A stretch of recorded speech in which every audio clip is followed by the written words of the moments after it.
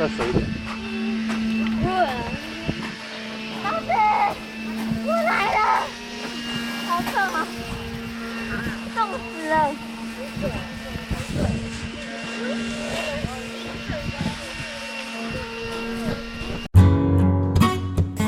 2021, let's tackle a new ambition. This time, Haochuang applies our core design ability into learning. We take students through a complete design process, from understanding design theory to practical execution to create authentic designs for the school compound. We will create public benches for Sanchi Elementary School. Although our goal is to design chairs, chairs have a broad definition. This definition is also what we will explore. But first, let's understand design.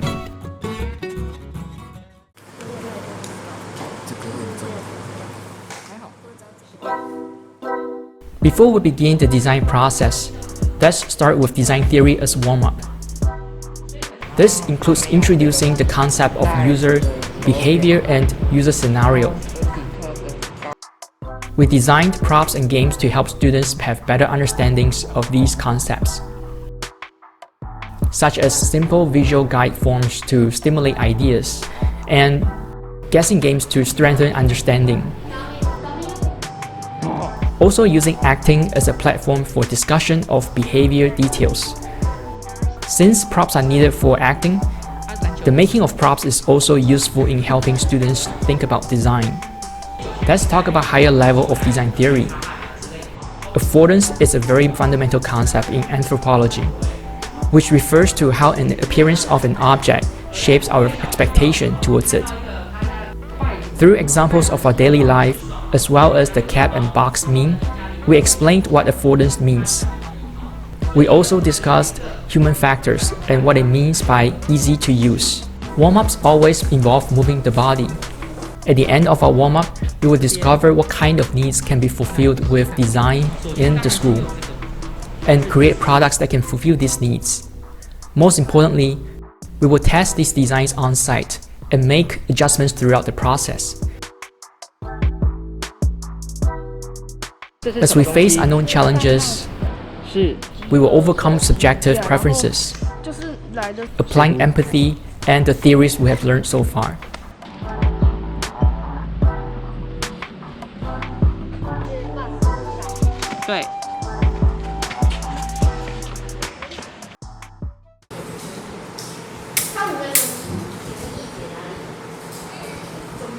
What is a chair? I'm sure the usual images are flashing through your mind right now. But let's take a look at various designs of chairs that exist. From the wooden chairs that students use in school to ones for disabled elderly folks at home.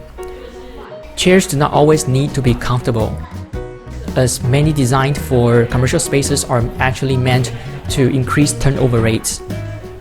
From various chair designs, we can see different needs that arise from users' physiological conditions, cultural and functional needs. Many designs are revealing through its appearance, while some are embedded with stories within the details. After stirring our brain juice, let's really understand the chair. We will now measure the chairs in the classroom and record the important dimensions, while analyzing the relationship between these dimensions and the human body. Next, they will create scale models of these chairs. Therefore, we share the concept of scale. Students then begin to reduce the measurements to 1/5 scale and create models using scrap materials.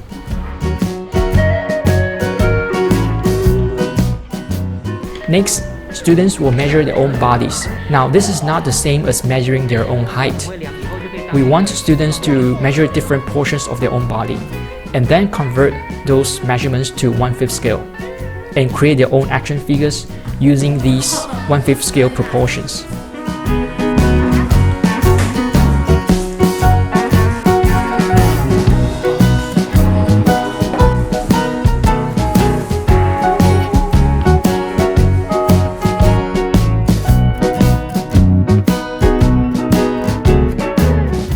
So what is the purpose of scale models?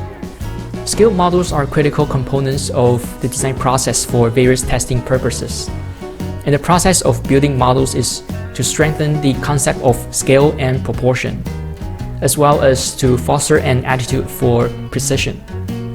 Any error made on scale models will be magnified when scaled up to life size, resulting in serious mistakes. So let's place the action figures together with the chair models. Something seems off. Alright, let's scale the action figures up to life size and compare them with the students' real height. Seems that everyone's gotten taller.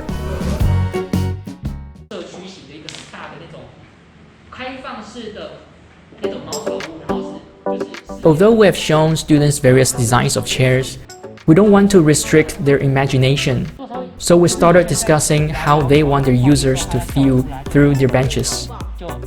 Most people wrote happy, comfortable, and relaxed. But must chairs be likable? Can it be exciting or even scary instead? This is when the student mentioned the massage walk path, a design that we love to hate, and probably a great inspiration for us. We guided the students to consolidate their ideas into 3 directions and survey the actual site to understand its conditions. Then we discussed each group's design theme. After incubating some thoughts, we will begin with simple scale models. Because with models, we can communicate our ideas more effectively. So first things first, we have to figure out all the critical dimensions.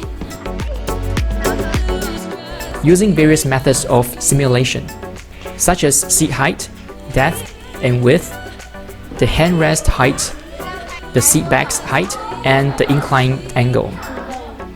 Very importantly, these dimensions cannot be based only on personal preference. They have to be ergonomic for most users in order to have the most effectiveness for the general public. Scale models also help students discover and resolve various design issues, such as functional, structural, and stability issues. Compared to paper ideas, physical simulations are much more meaningful for finding solutions. So what ideas do we come up with? The first team wants to create a chair that you can take a nap on. Therefore, it will have a slanted back with an ottoman.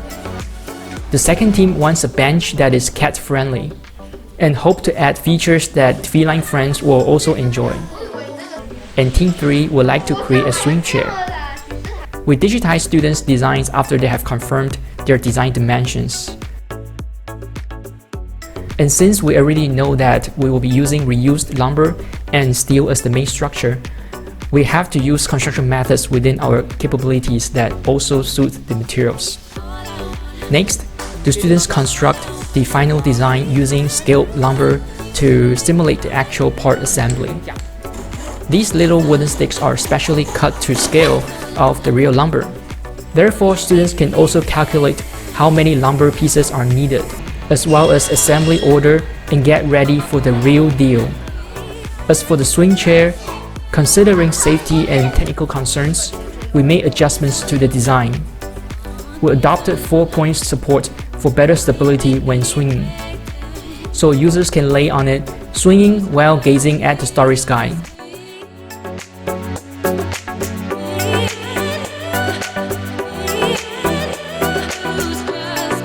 In the meantime, we have also begun the sourcing of parts, as well as various fabrication on the materials.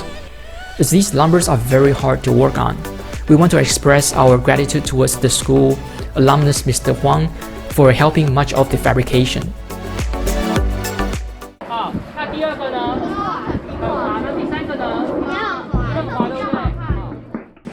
First of all, we will coat all the lumber. Although these lumber have been outdoor for many years and already fully adapted to Taiwan's climate, due to weathering, we feel that treating its surface will prevent splinters. Therefore, we decided to coat it to seal its surfaces. The students worked in teams, sanding, painting, moving, and drying.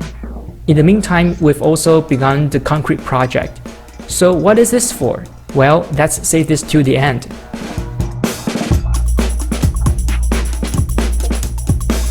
One piece at a time, the lumber are ready. So were the hardware parts. Well, let's begin to assemble. We will assemble partial components first and complete the assembly at the outdoor site. Although it was just assembly, we ran into various problems, but we tackled them along the way. The lumber pieces were held together with stainless steel brackets and screws. Since we need to precision, drill, and screw, the job was a little bit too much for the students. Therefore, we took care of most of these tasks. But we still let the students experience the entire process hands-on to understand what the challenges are. Next, we are ready to put the benches together. We will complete the final assembly on site. This task will require teamwork. Passing around of the parts and tools, everyone worked as a team to walk the last mile. And they were all very excited and could not wait to try out their own creations.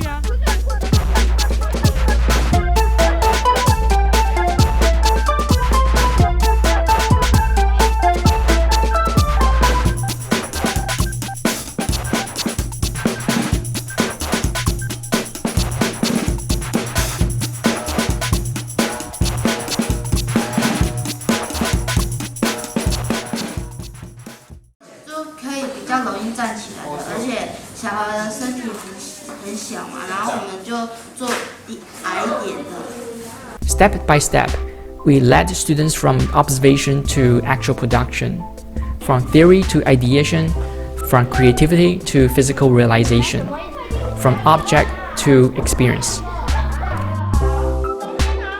They went through a designer's training, acquiring objective understanding through critical thinking, experienced the process of design thinking leading to creativity. We have no textbook. Hands-on experience is the most effective learning. Learning should be authentic to the students themselves. And we hope that they will create their own authentic life and career in the future.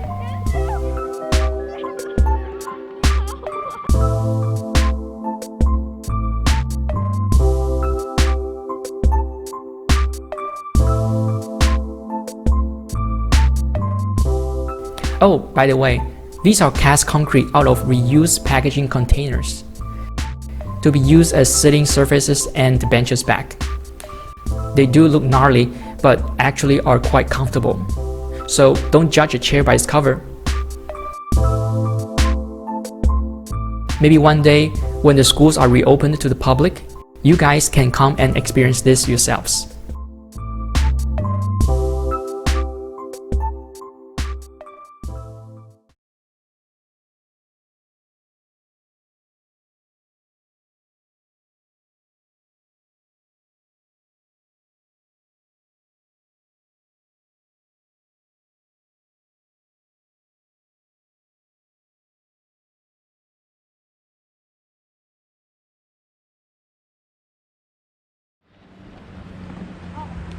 Bye bye!